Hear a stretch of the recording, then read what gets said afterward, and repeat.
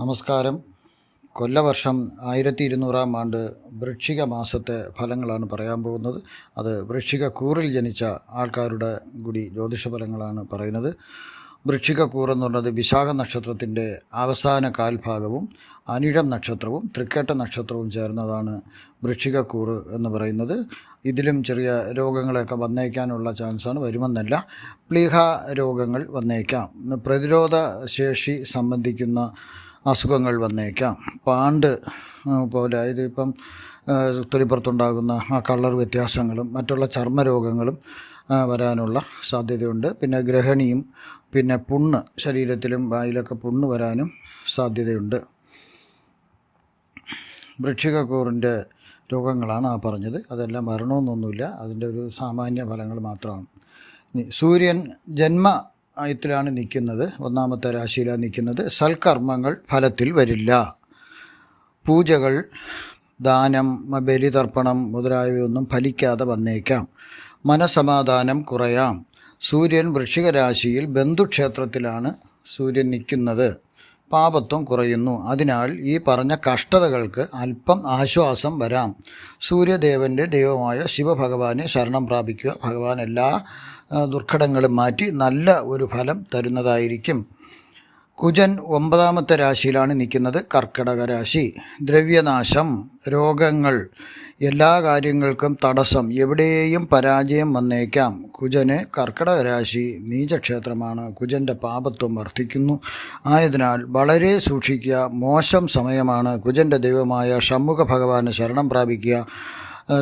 പഴനി ആണ്ടവനെ ഒന്ന് ദർശിച്ചാൽ അത് വളരെയധികം മാറ്റങ്ങൾ ഇതുകൊണ്ട് ഉണ്ടാവും. കുജൻ്റെയും കൂടിയുള്ള കുജൻ്റെ ഒരു സാന്നിധ്യമുള്ളൊരു ക്ഷേത്രമാണത്. അവിടെ പോവുക, അവിടെ പോയി ആണ്ടവനെ കാണുക, മുരുകഭഗവാനെ കാണുക. അല്ലെങ്കിൽ അവിടെ പോകാൻ പറ്റിയില്ലെങ്കിൽ വീട്ടിൻ്റെ അടുത്തുള്ള മുരുകക്ഷേത്രത്തിലെങ്കിലും പോവുക. ചൊവ്വാഴ്ച ദിവസം പോകുന്നതായിരിക്കും ഏറ്റവും കൂടുതൽ നല്ലതായിട്ട് വരുന്നത്. എല്ലാം നല്ലത് കിട്ടും. ബുധൻ ജന്മത്തിലാണ് നിൽക്കുന്നത്, വൃശ്ചിക രാശിയിലാണ്.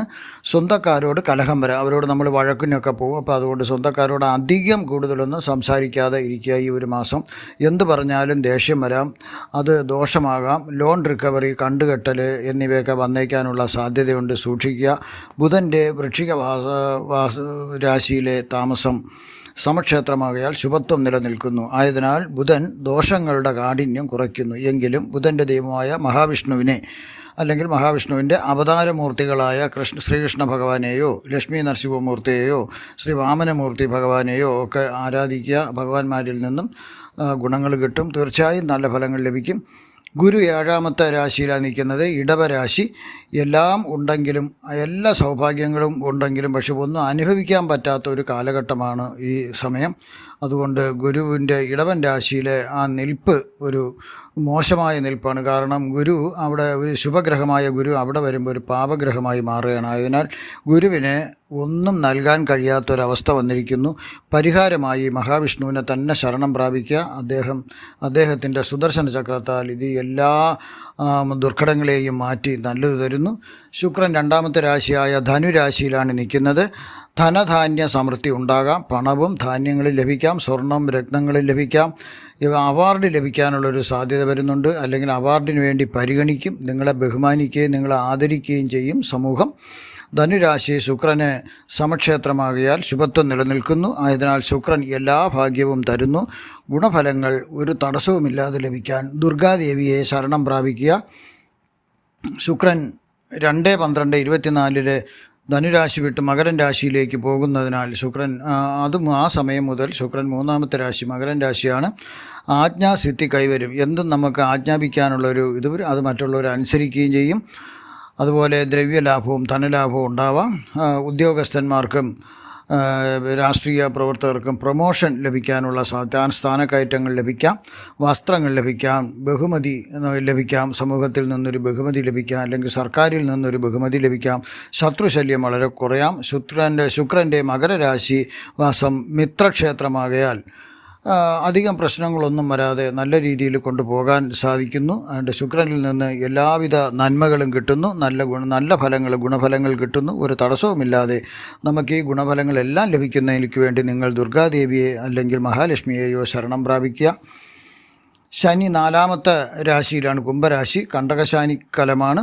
കണ്ടകശനിക്കാലം ആയതുകൊണ്ട് സൂക്ഷിക്കുക. മനസ്സിന് സമാധാനമില്ലാത്തൊരവസ്ഥ നമുക്ക് വരാം. മനോദുഃഖങ്ങളുണ്ടാവാം. ഭാര്യയോ ഭർത്താവോ അങ്ങോട്ടും ഇങ്ങോട്ടും പിണങ്ങിയിട്ട് അവരെ വീടുകളിൽ ചെന്ന് നിൽക്കേണ്ട ഒരവസ്ഥ, പിണങ്ങിപ്പോയി നിൽക്കേണ്ട ഒരു അവസ്ഥ ഉണ്ടാവാം. ധനനഷ്ടം വരാനുള്ള സാധ്യതയുണ്ട്. കലഹം വരാം, എല്ലാവരുമായിട്ടും കലഹം വരാം. ഇത്തിരി ദേഷ്യം കൂടാം, സൂക്ഷിക്കുക. ശനീശ്വരൻ്റെ കുംഭൻ രാശിയിലെ വാസം നല്ലതാണ്. കാരണം കുംഭൻ രാശി ശനിയുടെ സ്വന്തം രാശിയായിരുന്നാൽ പാപത്വം കുറയുന്നു ശനിയുടെ. അതിനാൽ ശനീശ്വരൻ വലിയ ആപത്തൊന്നും വരാതെ നമ്മളെ രക്ഷിക്കുന്നു. ശ്രീ ധർമ്മശാസ്താവിനെ ശരണം പ്രാപിച്ചു കഴിഞ്ഞാൽ ഇതിൽ നിന്നെല്ലാം, ഈ കണ്ടശനിയിൽ നിന്നെല്ലാം നമുക്ക് മോചനം കിട്ടുന്നതാണ്. അയ്യപ്പസ്വാമി ശരണം പ്രാപിച്ചാലും മതി. രാഹു 5-ലാണ് നിൽക്കുന്നത്, മീനരാശിയിലാണ്. പുത്രവിരഹം, പുത്രൻ വിദേശത്ത് പഠിക്കാൻ പോവുകയോ ജോലിക്കായി പോവുകയോ അല്ലെങ്കിൽ നിങ്ങൾ പുത്രനിൽ നിന്ന് അകന്ന് ദൂരെ എവിടെയെങ്കിലും പോവുകയോ ഒക്കെ ചെയ്യാം. രാഹുവിൻ്റെ ദൈവമായ ദുർഗാദേവിയെ ശരണം പ്രാപിക്കുക. കേതു 11-ാമത്തെ രാശിയിലാണ്, കന്നിരാശിയിലാണ്. തിരഞ്ഞെടുപ്പിൽ നിങ്ങളെ വിജയിക്കാൻ സാധ്യതയുണ്ട്. ജനങ്ങൾ നിങ്ങളെ അധികാരത്തിലേക്ക് എത്തിക്കാം. അത് സമൂഹത്തിലുള്ള ഒരു വരാം, അല്ലെങ്കിൽ സൊസൈറ്റിയിലെ വരാം, അല്ലെങ്കിൽ റെസിഡൻസ് അസോസിയേഷൻ അങ്ങനെയുള്ളവർക്ക് വരാം. അതല്ലെങ്കിൽ എല്ലാ തിരഞ്ഞെടുപ്പുകളിലും നിങ്ങൾ നിൽക്കുന്നു, അതെല്ലാം ജയിക്കാനുള്ള സാധ്യത കൂടുതലാണ്. അതിലേക്ക് വേണ്ടിയുള്ള ശ്രമങ്ങൾ നിങ്ങൾ ചെയ്യുക. അതുവഴി നിങ്ങൾക്ക് അധികാരസ്ഥാനം ലഭിക്കുകയും ധനം ലഭിക്കുകയും ചെയ്യും. കേതുവിൻ്റെ ദൈവമായ ശ്രീ ഗണേശ്വര ഭഗവാനെ നിങ്ങൾ ശരണം പ്രാപിക്കുക വഴി നിങ്ങൾക്ക് എല്ലാ നന്മകളും ഭഗവാൻ തരുന്നു. കൃത്യമായി മേൽപ്പറഞ്ഞ അതുപോലെ ദൈവങ്ങളെയും കുലദേവതയെയും പിതൃക്കളെയും മന്ത്രം ചൊല്ലിയോ കീർത്തനങ്ങൾ മൂലമോ ആരാധിക്കുക. കലിയുഗത്തിൽ പ്രാർത്ഥന മാത്രമാണ് ഗുണം ചെയ്യുന്നത്. എല്ലാ ദിനവും ഗായത്രി മന്ത്രം ജപിക്കുക. അത് വളരെ കൂടുതൽ ഗുണങ്ങൾ നമുക്ക് ലഭിക്കും. ഫലപ്രവചനത്തിന് കൂടുതൽ നല്ല കൃത്യമായ ഫലപ്രവചനത്തിന് ദശാസന്ധ്യയും ഫലങ്ങളും കൂടി നോക്കിയാലേ 100% കൃത്യമായ ഫലങ്ങൾ പ്രവചിക്കാൻ സാധിക്കുകയുള്ളൂ. ഇതിൽ മോശഫലങ്ങളും ഗുണഫലങ്ങളും പ്രവചിച്ചിട്ടുണ്ട്. മോശഫലങ്ങളെ പറഞ്ഞതിനാൽ വിഷമം തോന്നരുത്. മോശഫലങ്ങൾ എങ്ങനെ മാറ്റണമെന്ന് കൂടി പറഞ്ഞിട്ടുണ്ട്. മോശഫലങ്ങൾ മാറ്റിയാലേ ഗുണഫലങ്ങൾ ലഭിക്കുകയുള്ളൂ. ഇഷ്ടദൈവത്തെ ശരണം പ്രാപിക്കുക, കൂടുതൽ ഗുണങ്ങൾ കിട്ടും. ജ്യോതിഷപരമായോ പൂജാപരമായോ രത്നധാരണപരമായോ രുദ്രാക്ഷധാരണത്തിനുള്ളതായ സംശയം മാറുന്നതിന്, സംശയ നിവാരണത്തിന് നിങ്ങൾ എൻ്റെ വാട്സപ്പ് നമ്പറിൽ സന്ദേശം അയക്കുകയോ അല്ലെങ്കിൽ ഫോണിൽ വിളിക്കുകയോ ചെയ്യുക. എല്ലാവർക്കും നന്ദി, നമസ്കാരം.